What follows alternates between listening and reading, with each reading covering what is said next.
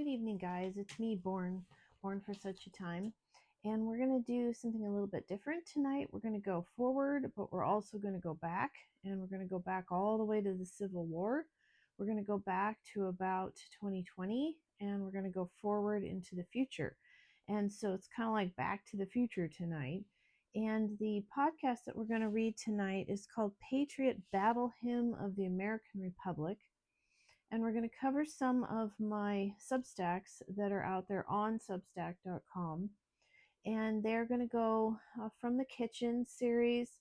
There's also going to be some from Riders on the Storm series. And I think all in all, there's about 150 so far that go way back to, I wrote them in 2020. I held on to them for about a year. When I got onto Truth Social, I started publishing them and on Truth Social. And then when there were some issues on Truth Social for a while, I put them on Substack. And so they're a couple years older generally than the dates that you'll see on them. But that's the story behind them. And they're kind of stepping stones for the story that we're going to read today. And they fit in beautifully. And so I thought I'd take us back a little bit. And as we go along, you're going to find links to them in the printed version of this. So it's going to be kind of important that you guys go on to substack.com if you want to follow along with us, because the body of my work is there. And then also, if you look in the Patriot Battle Hymn of the American Republic, the most recent post today, November 24th, if you go on in, you're going to find the links to read the full original posts on these. And that'll be the way that you'll find them. You guys might be finding me on YouTube, Odyssey.com, or Rumble, or you may even be finding me on Substack. Substack has become a very powerful platform. I really enjoy working on there because they give me all kinds of marketing tools to use, and it comes out looking decently professional, which I really appreciate. So, Patriot Battle Hymn of the American Republic will be divided into probably two sessions because it's rather lengthy, and I like to try to keep these down around half an hour so that people can go on and do other things. So we're probably going to be in two stages, and this will be part number one. We can read his righteous sentence by the dim and flaring lamps. The dim and flaring lamps spoken of in the Battle Hymn of the Republic stand for two aspects of what is being done officially and with great ceremony in the high offices of our government right now under Trump and by God. We, the patriots of the American Republic, are in a military camp in the midst of a great civil war. Dim and flaring is used to describe the difficult lighting conditions or the inability to see clearly that exist in the middle of this battle between the forces of darkness and light. Even in the dim and chaotic environment of war, we can see God's will and judgment being executed against his enemy, Satan, and ours, principalities and powers in high places. We, as God's soldiers, are instruments of divine judgment and retribution against the evil, leftist, globalist, elitist cabal who attempted to overthrow righteousness and morality in our country and replace it with a dark evil reminiscent of the fires of Mordor in The Lord of the Rings. Satan and his minions would have enslaved God's free children, us, under a reign of famine, immorality, sickness, vile filth of character, and finally death, had God not come down here. Do you remember the billboards that you may have seen across the country? Don't make me come down there, signed God. Well, he was forced to come down here. And when I talk about the current aspects of the Battle Hymn of the Republic, I'm using the old Battle Hymn, but I'm applying it to the modern day and the current situation that we're in, because we're in a civil war, aren't we? We all know it. We've been in one for some time. This is a war. It's a war between the forces of darkness and the forces of good and righteousness. And we are soldiers in that war when we step up to do God's will and we say, "Here am I, Lord, send me." And that's all he really needs. step up, be a soldier, like a conscript. Do you remember when the old ships were looking for sailors or seamen to go on these voyages that would take maybe a year and a half? And so they would set somebody at the big book, and the able-bodied seamen would come up and they'd make their X and they would sign up to do whatever was required of them. They may be washing the decks, they may be doing the night watch, they may be cooking. Um, they just had to sign up for whatever. So when we're soldiers of the cross for our country, we just sign up for whatever, and we're in for a penny, in for a pound, and that's what he asks of us. These aspects of what God and Trump are doing by the dim and flaring lamps. Now, isn't that interesting? If you picture the bivouacked men in the Civil War era, and they had those lanterns that they would try to read by, and you would see the hundreds circling camps where you see the tents and the men with the horses, and they've got their little campfire and their coffee pots on it. And they would only have lantern light or candle light to read by, or maybe the campfire. And you can imagine trying to read your orders next to the dim and flaring lamp. And if you think of dim and flaring, you're going to realize that we kind of have a dichotomy going here where we have dimness that makes it difficult to see, then it flares up and it gets bright. And so if we're watching out there in what's happening around us, there are going to be times of dimness, and there are going to be times when the light flares up and we say, aha, I think I kind of see what we're doing. So I really like the dichotomy of the dim and flaring lamps. These aspects of what God and Trump are doing by the dim and flaring lamps are not recognized by most, but are spiritually discerned. When pointed out, those who mock should be more respectful and pay attention. The place on which we stand is holy ground. I know that the Christians who were self-righteous and held Trump's history against him really needed to seek God's face, find out what his will was, find out that Trump is God's man of the hour, forgive the man for things in the past that he did before he was saved, and get on board the Trump train and stop being sanctimonious and self-righteous and legalistic. And because when God comes down here and Trump is his man of the hour, they're going to have a heart attack. So we are on holy ground. So no mocking, no self-righteousness, no legalism, eyes to see. The following is a current reworking of the hymn of the Civil War, fashioned as watchword and song for the patriots of our day. The modern battle hymn of the Republic. Listen closely as we go through our new battle hymn, and by the dim and flaring lamps, perhaps you will see what others do not. Death and retribution, God's vengeance and a time of darkness, is coming to our enemies. Stand with me, brothers and sisters of cross and country. Gird your armor on. Stand strong, everyone. Christ is captain of our mighty throng. Mine eyes have seen the glory of the coming of the Lord. God has said that his cup is full, and he is coming down here to bring justice to his people. Now, if you want to go on this link, here's our first link from the Kitchen 23. This is on my Substack, Born for Such a Time, January 10th of 2023. And the full story is here. You can read it. But I chose an excerpt from this that fits the scenario. So as we go along, I'll tell you now we have a kitchen, we have a link, or we have a Riders on the Storm, and we have a link. And I'll give you an excerpt. But if you want to go and follow my footsteps, you should start at from the kitchen number 1 and read them in order, because they do go in order. They are chronological. God has said, so we'll reiterate, that his cup is full, and he is coming down here to bring justice to his people. Excerpt. The cup of the wicked is full. God's judgment against sin. God, in his patience, waits a long time as sin fills up. He then comes down in his anger and judgment on the earth. The cup of God's fury is forced upon the evil nations to drink. In Scripture, the cup of God's fury is the raining of snares, fire and brimstone, a horrible tempest, the dregs of the cup of trembling. You're kind of getting a picture here, aren't you?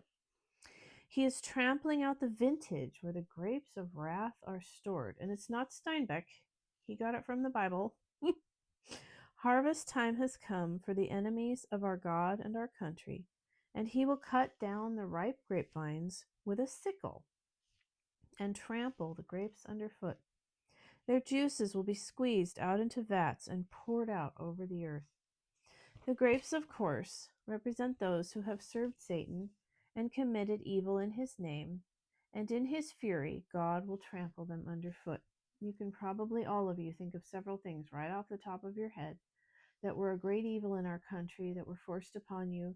You had to endure them, you had to resist them, you had to overcome them, and here you are, victorious, and we are going to take our country back.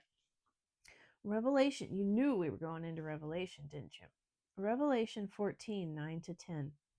And the third angel followed them, saying with a loud voice, If any man worship the beast and his image, and receive his mark in his forehead or on his hand, the same shall drink of the wine of the wrath of God, yea, of the pure wine, which is poured out into the cup of his wrath, and he shall be tormented in fire and brimstone before the holy angels and before the Lamb.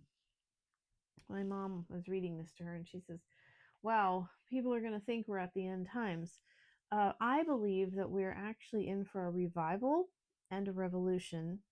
So there's a fellow I follow on Truth Social, and I apologize, I can't remember your handle right off, but he calls it a revivolution, and I love that. I said, I'm going to borrow that.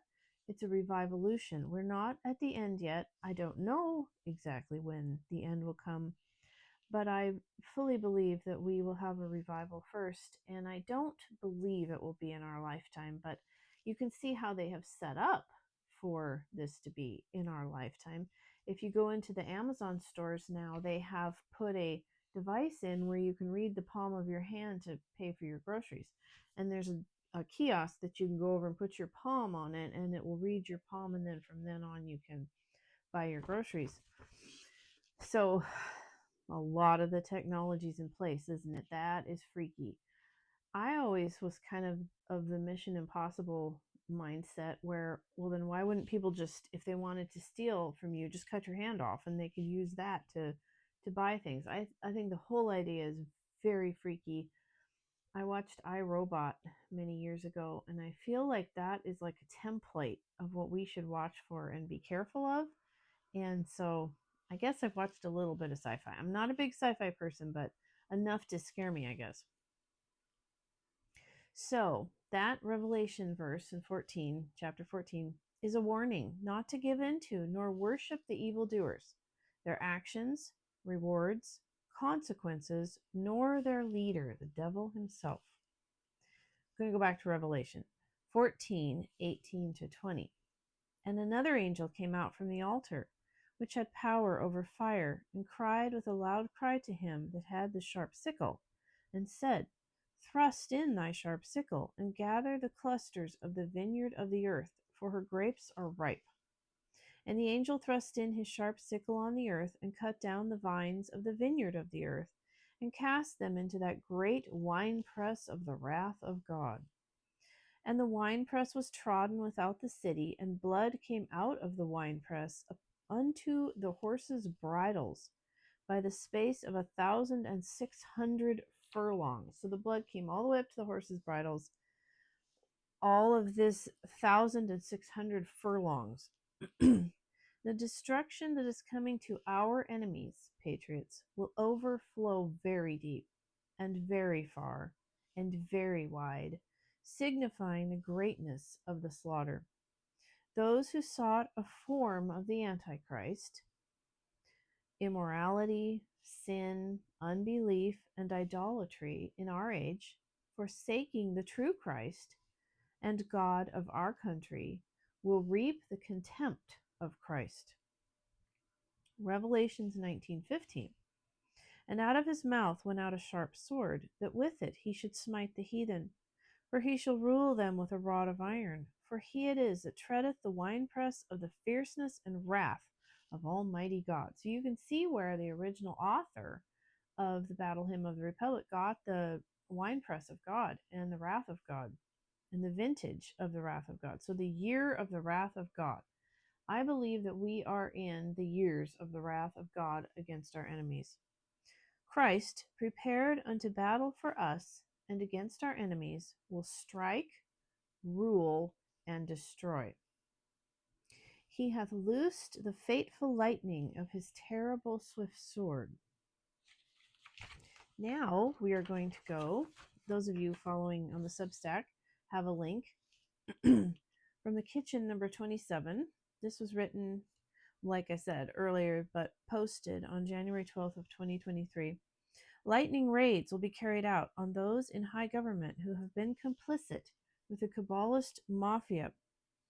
The plan is now to hit like a bolt of lightning, fast and sudden speed of movement, a lightning raid. You know, I've read stories about agents, ATF agents, who have infiltrated the mob or they've infiltrated the biker gangs, and they will spend years infiltrating because to be trusted and to get in takes years, and they have to be hangers on and hopefuls, and then they get their cut, and then they become part of the gang, and then they get higher positions, and then they can record things, and similar with the mafia, same idea, blood in, blood out sort of a thing. But when the sting operation is over and they've got all their tapes they've listened to and all of their evidence that they've cataloged, and they're going to come in and they're going to arrest them, they do these lightning raids where the agents will stake out every house at the same time, and they call it, and they all rush in at the same time to make these arrests. Because if you arrest this one and then this one and then this one, they'll call each other and warn each other, and they'll fly out of the country, and they'll go to the ground, and they'll disappear, and they'll burn the evidence. And so lightning raids are the way to catch them all at once. Like I said, think of when the ATF takes down a gang, hit all the target houses at once. Gangsters cannot warn each other and flee. They will start with the left and end with the corrupt right, sweeping the board. This will have the effect of removing every bad actor and all blockages to our patriotic progress forward. Anything that has been placed in our way by the enemy with the intent to obstruct or hinder will be no more. This will win points for Trump and our leadership, the military, civil heroes, and those who fought with and supported the cause when all seemed lost. It's been years we've been together on this, hasn't it? I was Trump's sign captain in my area in 2015, so I've kind of been on this ship of state for a while, and it got pretty dark. I was just talking to Jane she's on X and Truth Social, and we were talking about those dark years and how dreadful they were and how sad we were and scared and concerned. And it's been a long haul, but it's going to be worth it in the end. I have seen him in the watchfires of 100 circling camps. They have builded him an altar in the evening dews and damps. I can read his righteous sentence by the dim and flaring lamps. His day is marching on. So we have the vintage is the year and the day. Isn't that interesting?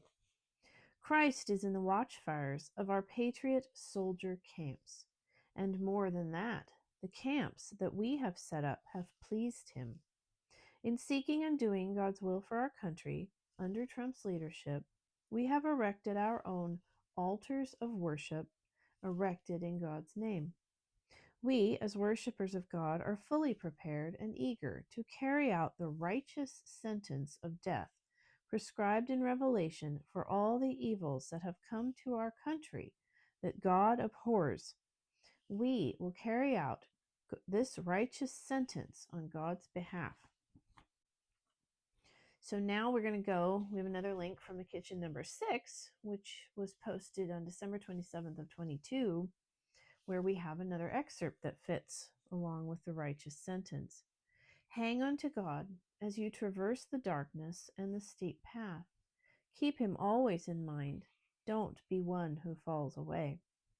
Remember the years and the times in the dark and then crying in your pillow and angry and wanting something to change. And some of these were written back around those times. And so it's interesting to go back and reminisce, but they're just as legitimate today, and they're following a path. And so, like I said, if you want to follow in my footsteps, go back and start at the beginning. You'll find them all there in order.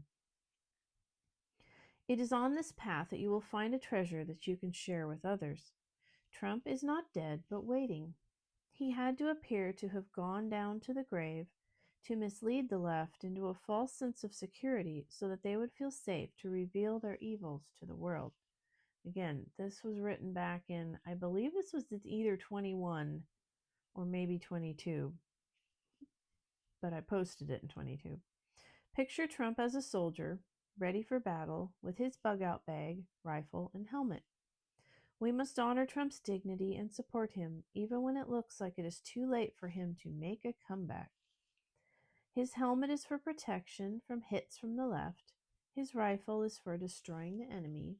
His bug-out bag shows that he is ready to move at a moment's notice. We must bring all our resources to aid in Trump's military campaign against the cabal. This will include our time, influence, intelligence, and perspective. Know that once this leaves our hands, it is being used for good in the war against evil. When we lead others to the truth of the plan, we make the road easier for them to traverse. Even fence sitters will join us, as we have paved the way for them and did not give up when it was scary and difficult. We're getting very close to our middle point.